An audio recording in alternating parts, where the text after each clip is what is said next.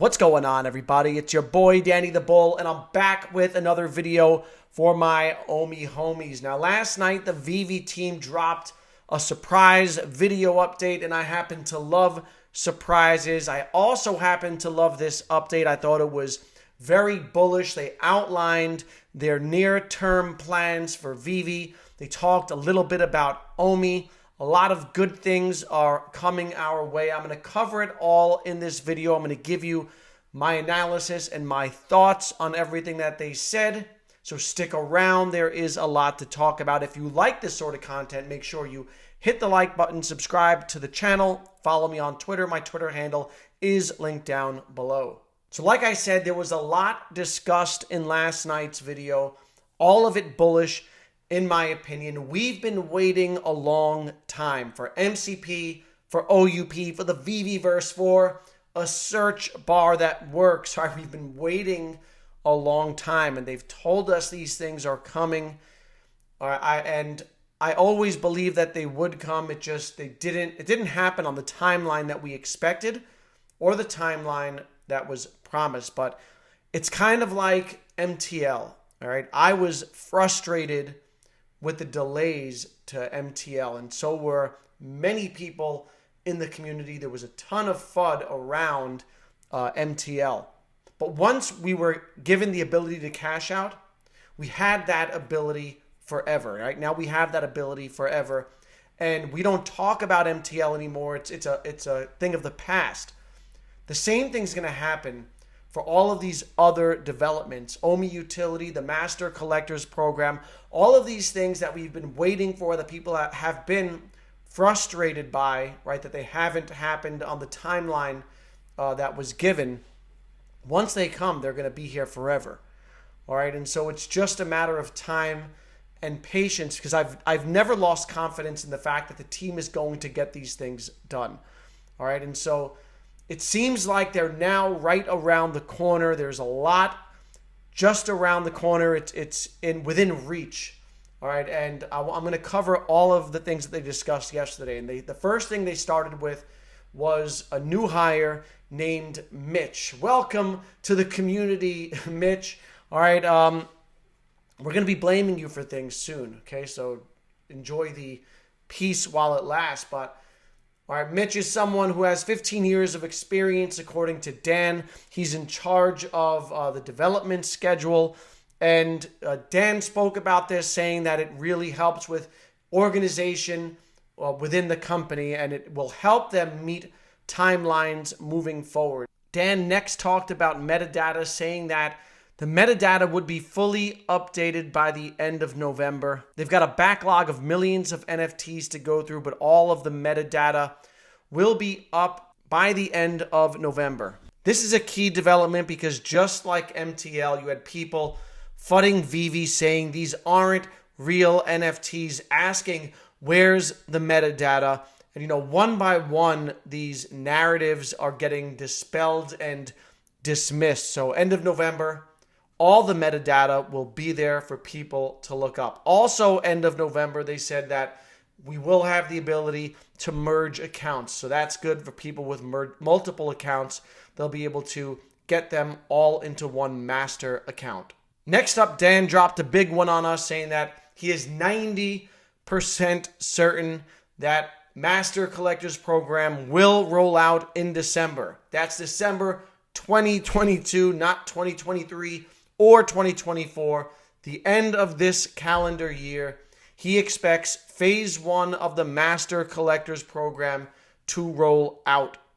With phase 1, you'll be able to see your ranking, your level, the points calculations. And he says that all of these things are currently working in the background, right? It's the information is there. It's just not visible on the front end, but come end of the year, that will be visible on the front end. And that is, I think, really key for people who have been, accumulating collectibles for a long time and, waiting to be rewarded for it. The thing about this NFT space is that unlike the physical space, you've got the ability to do airdrops. You've got the ability to reward people for collecting. And Veve is first and foremost a collector's app, and collectors need to be rewarded. So this is, it's coming a little later than people anticipated, but again, everything will be retroactive.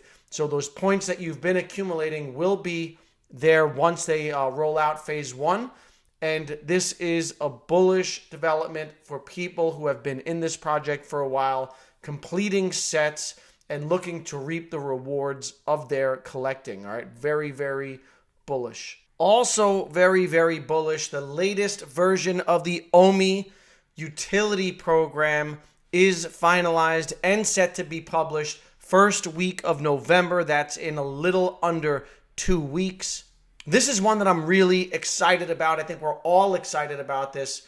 I was on a live stream with Hello K last night, and we were talking about the new version of Omi Utility, and he was saying that he thinks that, when Veve delays things for a long period of time, it's because they're working on making it better, and that, there are things in there that are going to be totally revamped. I'm really curious to see what they've worked into the new utility program. It's important to note that, this is kind of like a living document, and they're going to be looking to be getting community feedback and making more adjustments. I'm sure that it's taken this long also because of the fact that there's no clarity in the market in terms of regulation.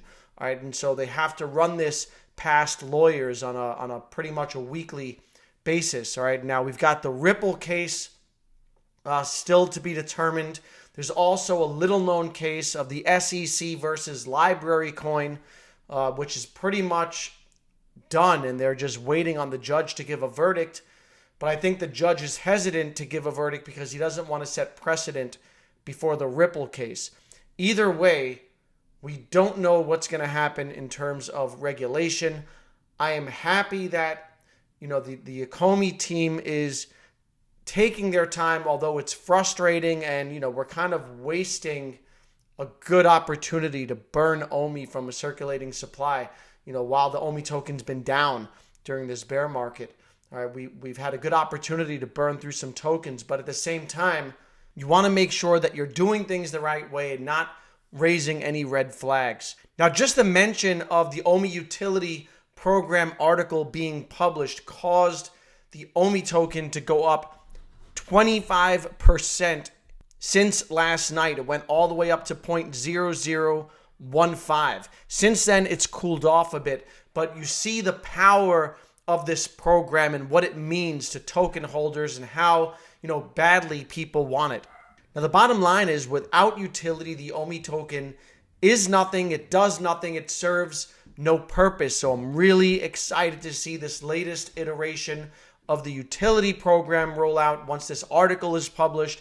And I'm hopeful that we'll get some sort of utility in Q1 2023, and we can start, seeing these burning mechanisms in action, start utilizing this token purposefully, give people a reason, give collectors a reason to hold the token.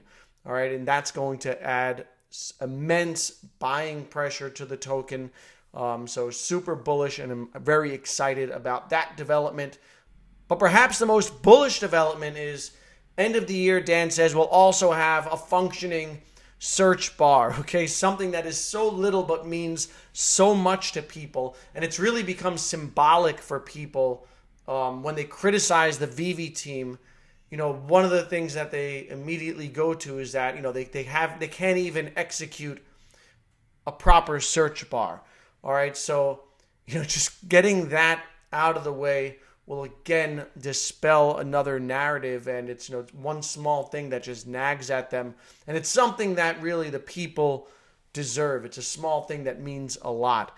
Now, they also said that crypto pain would be implemented sometime in November, and they're going to stagger the rollout of it. They're going to give it to a certain small group of people and then roll it out more and more, similar to how they did MTL, just to make sure that the systems work well. And of course, crypto pain is important because, it gives people an option of how to, get their capital into the app. And there are people with a lot of money who don't want to load up on a credit card, or you have people who've made a lot of money or have a lot of money sitting in ETH or whatever it is. and it gives them the ability to import money, right, with crypto. So that's super bullish. Crypto payout is not happening for a few months, they say. They're running through their systems. They're trying to make sure that they roll it out in a way that's safe. Something else that's coming, the Q system, which is something that, again, that, it's been ready. They just haven't rolled it out. I'm not sure how people are going to receive that. Palm NFT dropped the Superman comic this week, and they used a Q system. A lot of people didn't like it. I think it's going to get mixed reactions from people, but I'm all for experimentation and trying new things and seeing what works. And maybe if they can alternate between a Q system and the traditional drop, and again over time crowdsource it, see what people like the most. They also talked about the ability to burn NFTs. That's coming in November, and things that have been sitting on the shelf for a long time will get burnt. But of course, that's going to be also decided by licensors. So there are some licensors who are cool with it and some who don't want to burn the collectibles and would rather them sit on the shelf and try to sell them over time. But the important thing about that mechanism being implemented is its use later on. All right, when David had talked about in a previous interview the idea that we'll be able to burn, let's say, 10 of our comics and receive like a 1 of 10 prototype for that. All right, so it's just another way to play within the app. That's really interesting, but that's down the road. But setting up that burning mechanism enables that future possibility.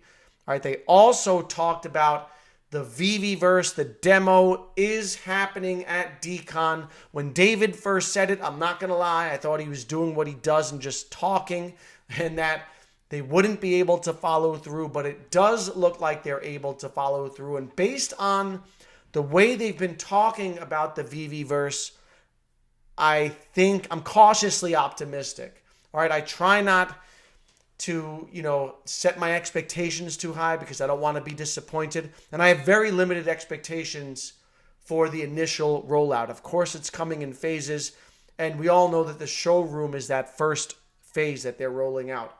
But I think that long term, the Veveverse is going to be a success. And I think that it's also going to take many years to fully roll out, and it will never actually fully roll out because it's something that they're constantly going to be upgrading and tinkering with, all right, throughout the years. But one thing that was very encouraging was when Dan said that he had tweeted out, what do you guys want to see from the Veveverse? And he said that all of the comments that people gave, like they've already checked the boxes and that stuff is already going to be integrated at some point down the line. Now here's the original tweet. Veve fam, what are you most excited to see have in the Veveverse? And here are some of the answers. Mr. MC1 Sanjay said that he wants virtual worlds for Disney, Marvel, etc., for all to socialize and play, desktop and Oculus, an avatar for each person with Marvel, DC clothing and accessories, the ability to display 3D Veve NFTs, and the ability to buy Veve. Veve Viral said that he wanted to see Veve City. Lisa asked, are we moving and driving around in first or third person point of view?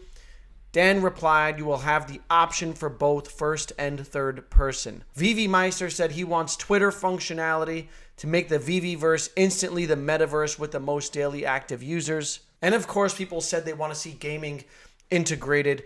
So, the fact that Dan said that he looked at all the responses and they pretty much already checked all the boxes for their long-term plans for the Veveverse tells me that this is going to be a well thought out, ambitious metaverse, and they're not taking it for granted. So I'm really excited. I'm going to DCon. I'm really excited to see that sneak preview. I think it's going to excite people. But again, I'm going to curb my enthusiasm a little. Last but not least, one of the most telling parts of the video update was at the end when Alex asked them if they went for the Superman drop on Palm. And they said that they did, and David showed off his physical copy of the Superman #1. But they shouted out Palm, they wished them luck, and it shows that they understand this space and that they are secure with their place in the digital collecting space. They don't feel threatened, and they welcome competition. And as the whole space grows, as the pie grows, Veve's piece of the pie will grow. And it's a big contrast, to that guy from Wax who was talking trash about Veve, and also a contrast from Recur, who were tweeting out, throwing it in people's faces that they had MTL at a time when Veve didn't yet have it. So, credit to Dave and Dan. I thought it was a great video update. Those are my thoughts on it. Let me know what you think down in the comments below. Are you more bullish after seeing the video? As always, I hope you all have a great weekend. Stay happy, stay healthy, and stay safe. I will see you in the next video.